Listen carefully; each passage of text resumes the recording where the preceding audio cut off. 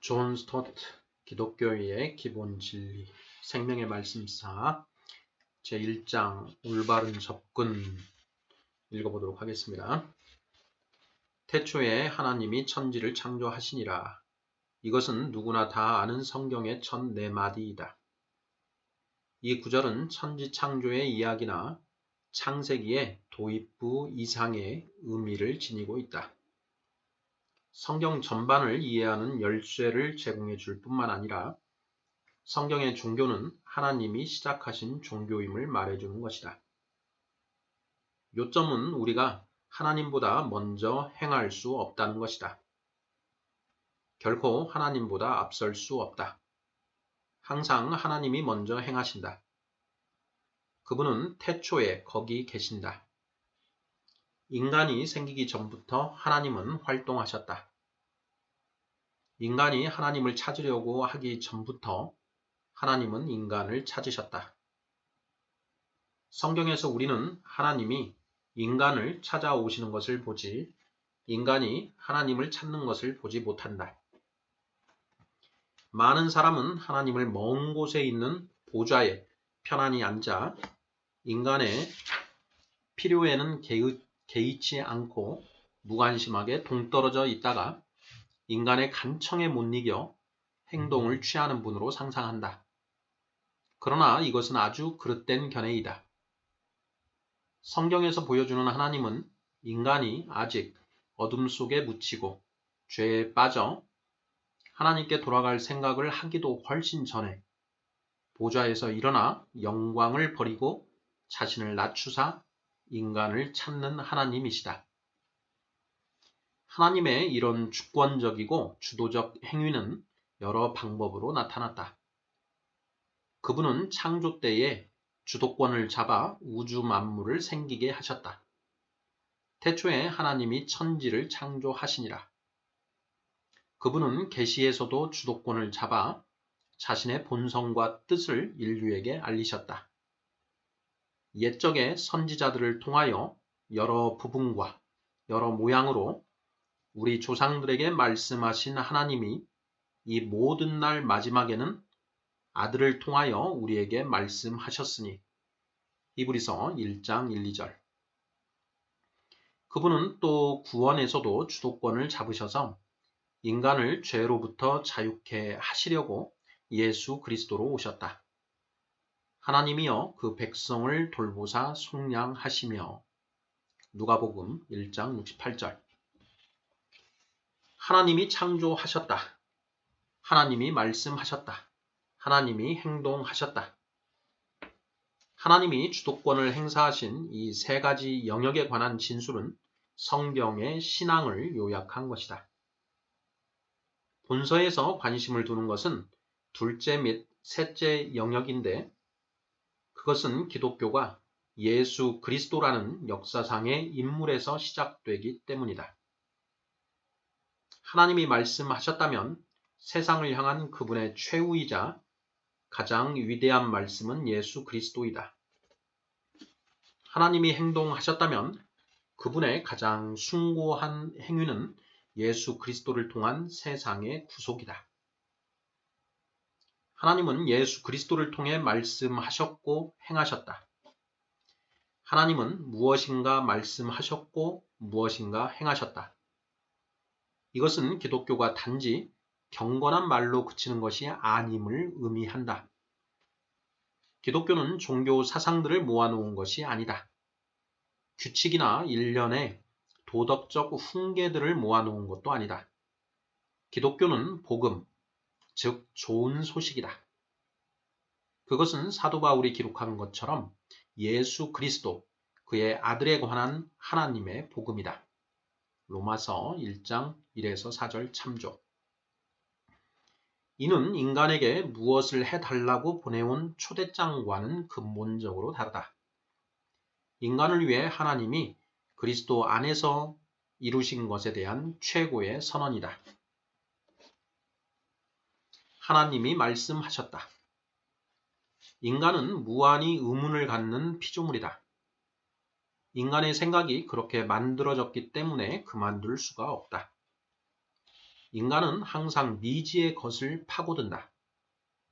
지칠 줄 모르는 힘으로 지식을 추구한다. 인간의 삶은 발견을 위한 항해이다. 질문하고 탐구하고 조사하고 연구한다.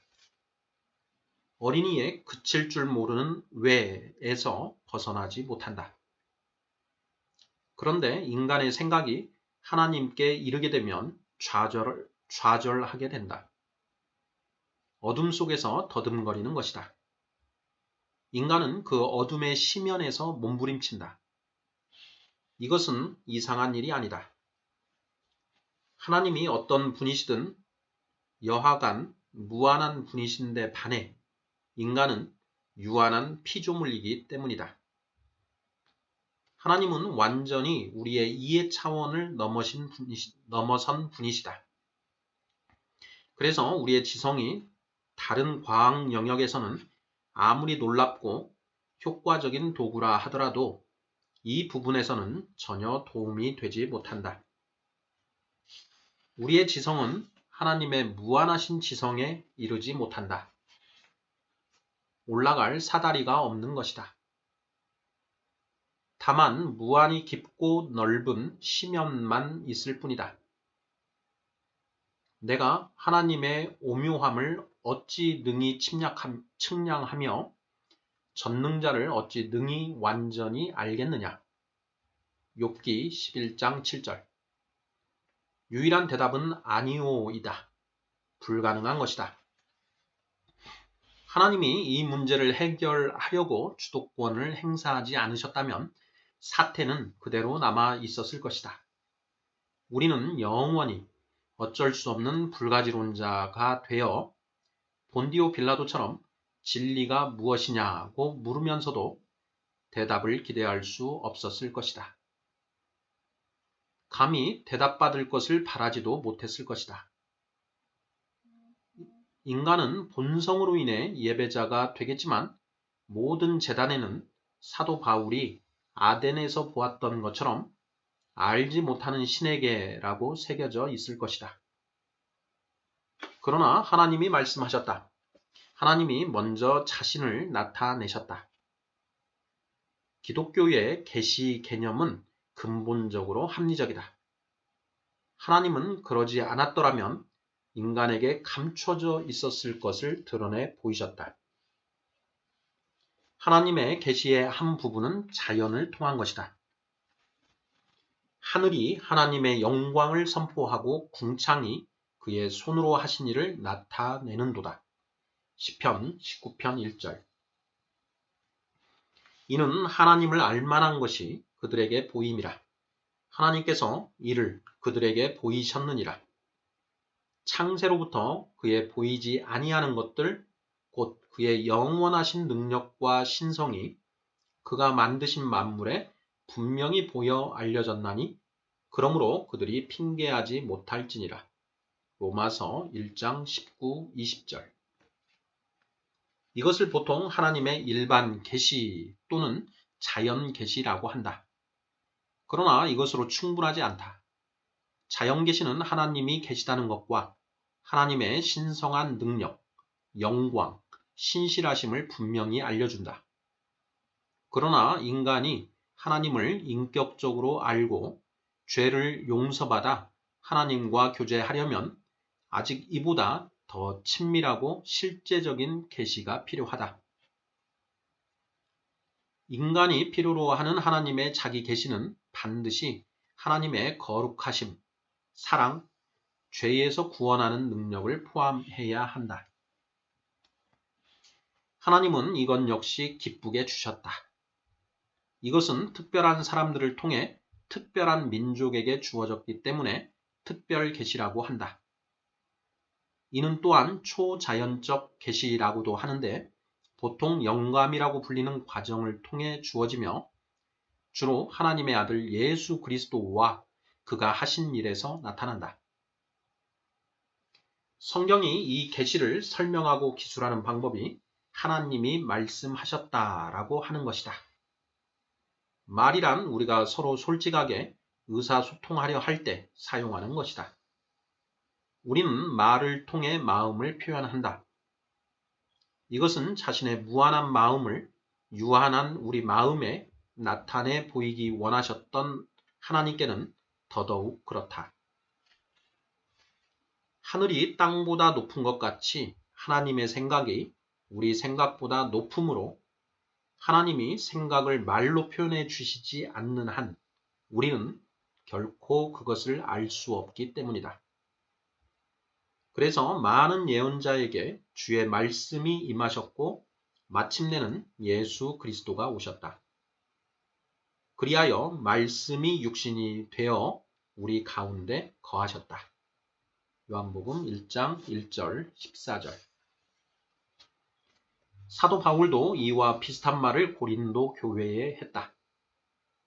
하나님의 지혜에 있어서는 이 세상이 자기 지혜로 하나님을 알지 못하므로 하나님께서 전도에 미련한 것으로 믿는 자들을 구원하시기를 기뻐하셨도다. 고린도전서 1장 21절. 우리가 하나님을 알게 되는 것은 인간의 지혜가 아니라 하나님의 말씀을 통해서이며 인간의 이성이 아니라 하나님의 계시를 통해서이다. 하나님이 그리스도를 통해 자신을 알려주셨기 때문에 그리스도인은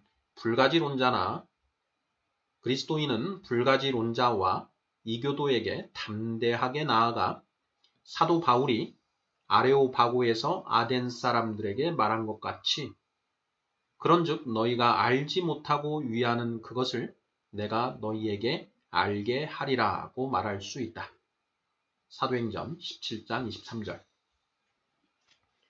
과학과 종교 간의 논쟁 중 대부분은 이 점을 이해하지 못하는 데서 생긴다. 과학의 방법은 대개 종교 영역에는 부적합하다. 과학 지식은 관찰과 실험을 통해 발전한다. 그것은 육체적 오관에 의해 제공되는 자료를 바탕으로 이루어진다.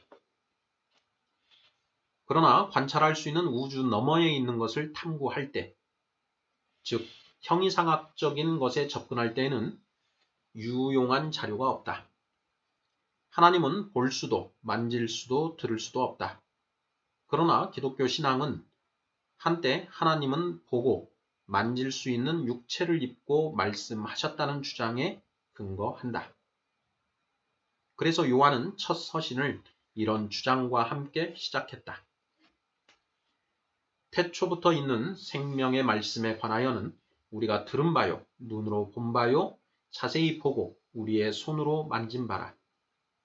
우리가 보고 들은 바를 너희에게도 전함은. 요한 1서 1장 1절 3절. 하나님이 행하셨다. 기독교의 복음은 하나님이 말씀하셨다는 선언에 국한되지 않는다.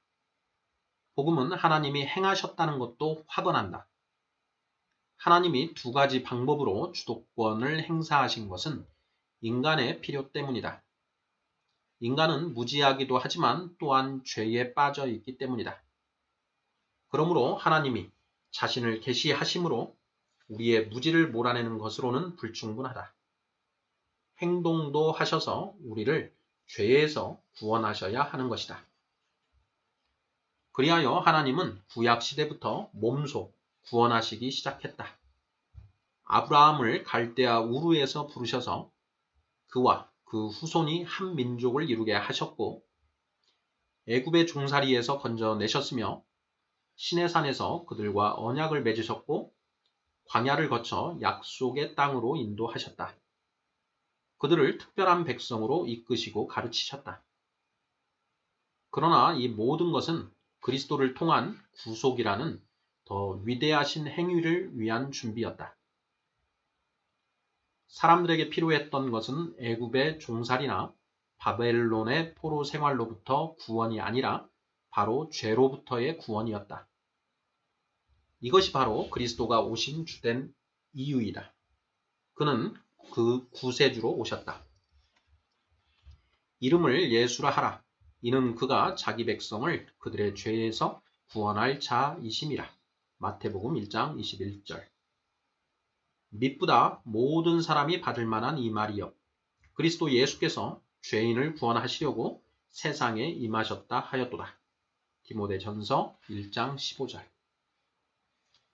인자가 온 것은 잃어버린 자를 찾아 구원하려 함이니라. 누가복음 19장 10절.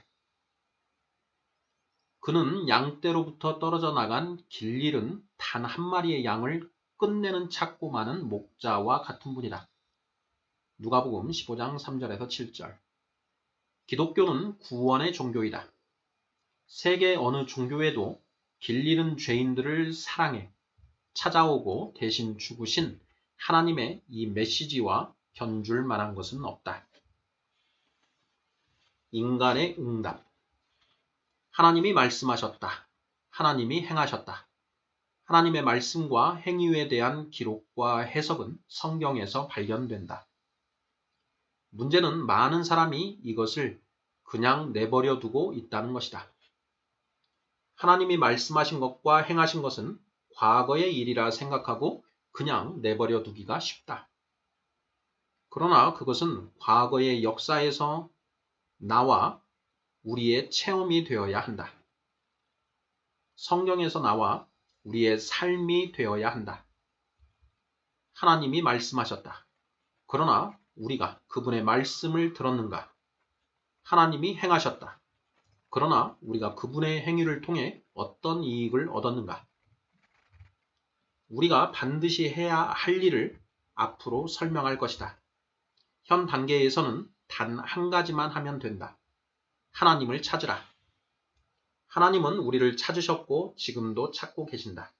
우리도 하나님을 찾아야 한다. 하나님과 인간 사이의 가장 큰 문제는 인간이 하나님을 찾지 않는다는 것이다. 여호와께서 하늘에서 인생을 굽어 살피사 지각이 있어 하나님을 찾는 자가 있는가 보려 하신즉 다 치우쳐 함께 더러운 자가 되고 선을 행하는 자가 없으니 하나도 없도다. 시편 14편 2절 3절. 예수님이 하신 약속 중에 가장 감동적인 약속이 찾으라 그리하면 찾아낼 것이요 이다. 마태복음 7장 7절. 우리가 찾지 않는다면 결코 발견할 수 없을 것이다. 이것을 설명하기 위해 예수님은 세 가지 이야기를 하셨다. 목자는 잃은 양을 발견할 때까지 찾았다. 동전을 잃은 여자는 찾을 때까지 뒤졌다. 탕자의 아버지는 잃은 아들을 끝없이 기다렸다. 우리는 왜 그보다 덜 하려 하는가? 하나님은 발견되기를 원하신다. 그러나 그분을 찾는 자들에게만 그렇게 하기를 원하신다. 우리는 부지런히 찾아야 한다. 에머스는 인간은 자기가 하고 싶은 만큼 게으르다라고 했다. 그러나 이 문제는 너무도 중요하기 때문에 우리는 본연의 게으름과 냉담함을 반드시 극복하고 진지하게 이 일에 전념해야 한다. 하나님은 실없는 사람들에게 인내를 보이지 않으신다.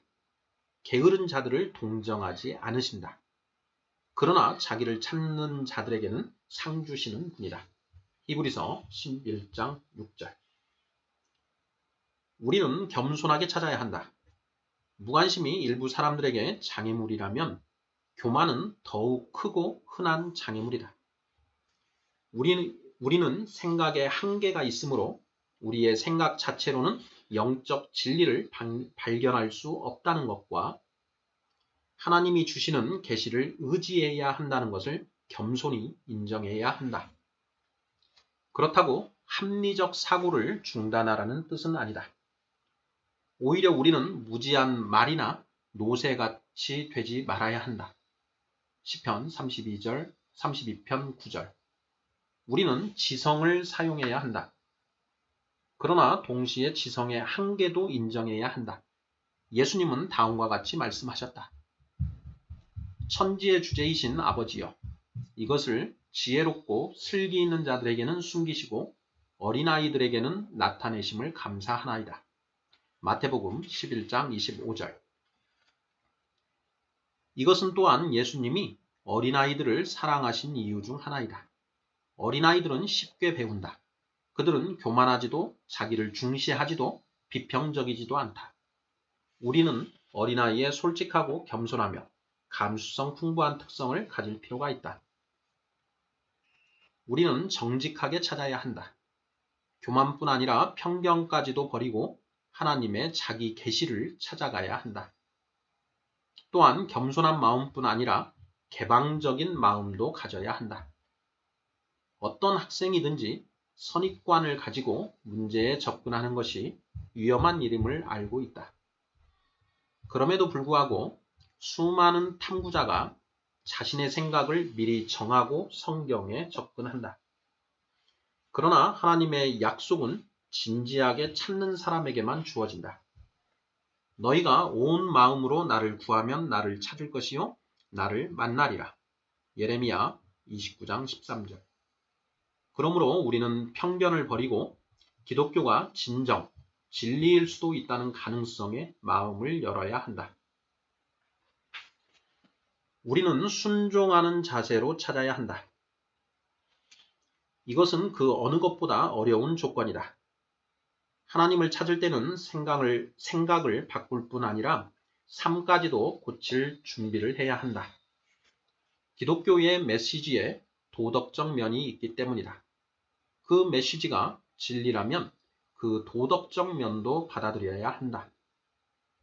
하나님은 인간이 제3자의 자세로 탐구하기 위한 고정된 객체가 아니다.